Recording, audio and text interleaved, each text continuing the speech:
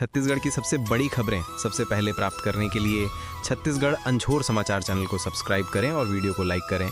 आज के इस वीडियो में जानेंगे सरकार ने कौन कौन से बड़ी घोषणा की, और आप छत्तीसगढ़ के किस जिले या गांव से वीडियो को देख रहे हैं तो कृपया कमेंट बॉक्स में बताएं।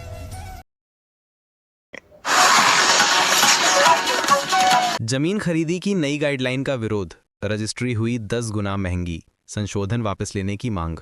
जमीन खरीदी की नई गाइडलाइन का विरोध होना शुरू हो चुका है। दुर्ग, छत्तीसगढ़ में अचल संपत्तियों की सरकारी गाइडलाइन में बदलाव और दरों में अचानक वृद्धि होने से रियल एस्टेट सेक्टर हिल गया है। नई गाइडलाइन में दरें 10 गुना तक बढ़ गई हैं, जिसके चलते ज़मीन और मकानों की रजिस्ट्री अब पहले की तुलना में कई गुना महंगी हो गई है। इसका सबसे बड़ा असर मध्यम वर्ग और किसानों पर पड़ा है। नई गाइडलाइन के मुताबिक घर या जमीन खरीदने के लिए अब अत्यधिक टैक्स और शुल्क देना पड़ेगा। इस बदलाव के विरोध में भिलाई 3 में आम नागरिक और रियल एस्टेट कारोबारियों ने जमकर प्रदर्शन किया।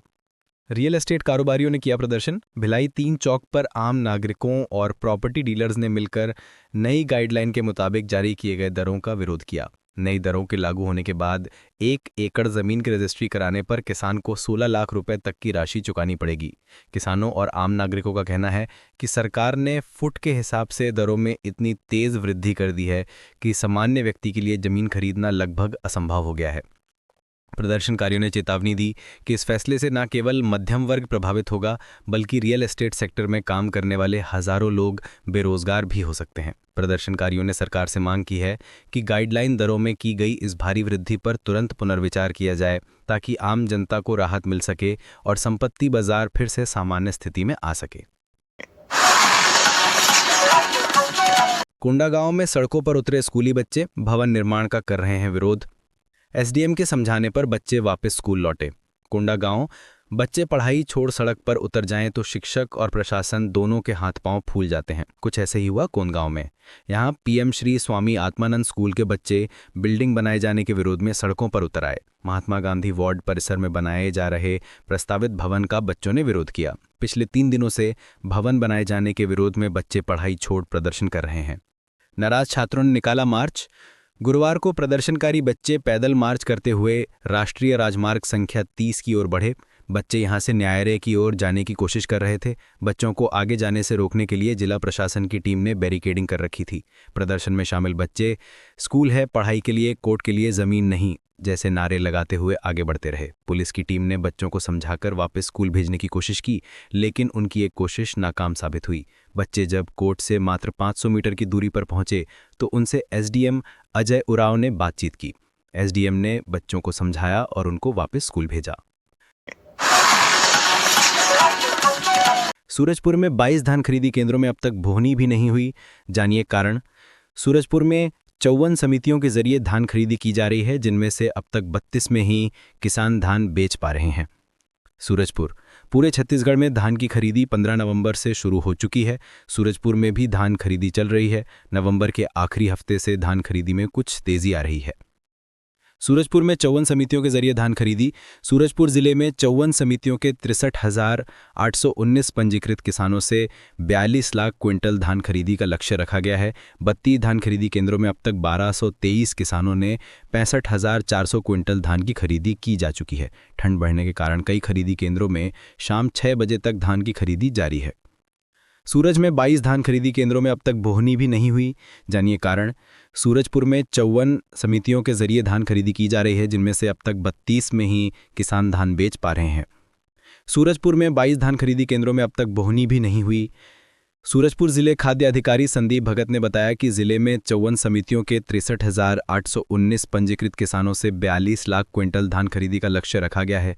32 धान खरीदी केंद्रों में अब तक 1223 किसानों ने 65,400 क्विंटल धान की खरीदी की जा चुकी है। ठंड बढ़ने के कारण कई खरीदी केंद्रों में शाम 6 बजे तक धान की खरीदी जारी है। सूरजपुर जिले खाद्य अधिकारी संदीप भगत ने बताया कि जिले में 54 समितियों के 63,819 पंजीकृत किसानों से 42 लाख क्विंटल धान खरीदी का लक्ष्य रखा गया है। 32 धान खरीदी केंद्रों में अब तक 1223 किसानों ने 65,400 क्विंटल धान की खरीदी की जा चुकी है। ठंड बढ़ने के कारण कई खरीदी केंद्रों में शाम 6 बजे तक धान की खरीदी जारी है। गांव से विश्व कप तक का सफर, संजू की उड़ान ने बढ़ाया छत्तीसगढ़ का मान। भारतीय महिला कबड्डी टीम को बनाया विश्व विजेता। भारतीय महिला कबड्डी टीम विश्व विजेता बनी है। इसमें छत्तीसगढ़ की बेटी संजू का अहम योगदान रहा। डिप्टी सीएम ने संजू का स्वागत किया। बांग्लादेश में आयोजित महिला कबड्डी विश्व कप में भारत की ऐतिहासिक जीत पूरे देश के लिए गर्व का पल बनी है। वहीं इस जीत को खास बनाया छत्तीसगढ़ की बेटी संजू देवी रावत ने। कोरबा के छोटे से गांव केराकछार से निकलकर दुनिया के मंच पर चमकना सिर्फ खेल नहीं बल्कि जज्बे और आत्मविश्वास की जीत है। उप मुख्यमंत्री अरुण साव के साथ प्रेस कॉन्फ्रेंस में संजू ने अपने सपनों, संघर्ष और सफलता की कहानी साझा की। 35 में से 16 पॉइंट्स अकेले संजू ने लिए। विश्व कप के फाइनल में भारतीय टीम के 35 अंक थे। इसमें से 16 पॉइंट्स अकेले संजू ने हासिल करते हुए टीम की जीत को मजबूती दी। उनके उत्कृष्ट खेल प्रदर्शन के कारण उन्हें टूर्नामेंट की मोस्ट वैल्यूएबल प्लेयर का अवार्ड भी मिला। भतराही कबड्डी अकादमी बनी सफलता की नींव। उप मुख्यमंत्री अरुण साव ने बताया कि संजू देवी की सफलता के पीछे राज्य की भतराही आवासीय बालिका कबड्डी अकादमी की अहम भूमिका रही। जुलाई 2023 से यहां ट्रेनिंग लेते हुए संजू ने अपने खेल को निखारा और इसी ने उन्हें इंडिया कैंप के लिए चयनित होने का मौका दिया। एमसीबी जिले में बीजेपी के नए भवन का भूमि पूजन। प्रदेश अध्यक्ष किरण देव ने कहा, संगठन को मिलेगी मजबूती।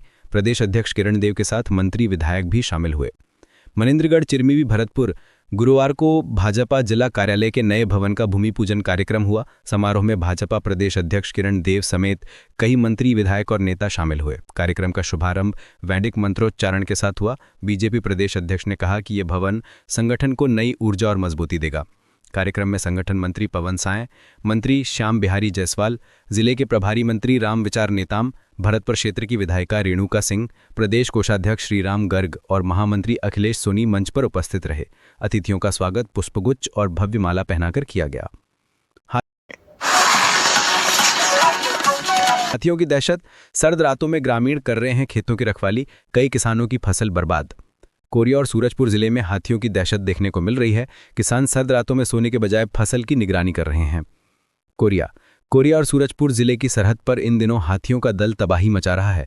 सोनहत ब्लॉक के कछाड़ी, जोगिया और सूरजपुर के किरवाही गांव में हाथियों की धमक देखी गई है। हाथियों ने धान की फसल को रौंदकर किसानों का भारी नुकसान किया है। कछाड़ी, छतरंग, मझगवां और किरवाही इलाके में धान की फसलों को हाथियों ने बड़े पैमाने पर नुकसान पहुंचाया है। रात के अंधेरे में आते हैं हाथी। किसानों का कहना है कि 5 से अधिक हाथी रोजाना शाम ढलते ही खेतों में उतर आते हैं और रात भर फसलों पर डेरा जमाए रहते हैं। दिन भर जंगल में छिपे रहने वाले ये हाथी रात होते ही 2-2 किलोमीटर के दायरे में फैल जाते हैं, जिससे निगरानी मुश्किल हो जाती है। हाथियों की दहशत, सर्दी में फसल की चौकीदारी।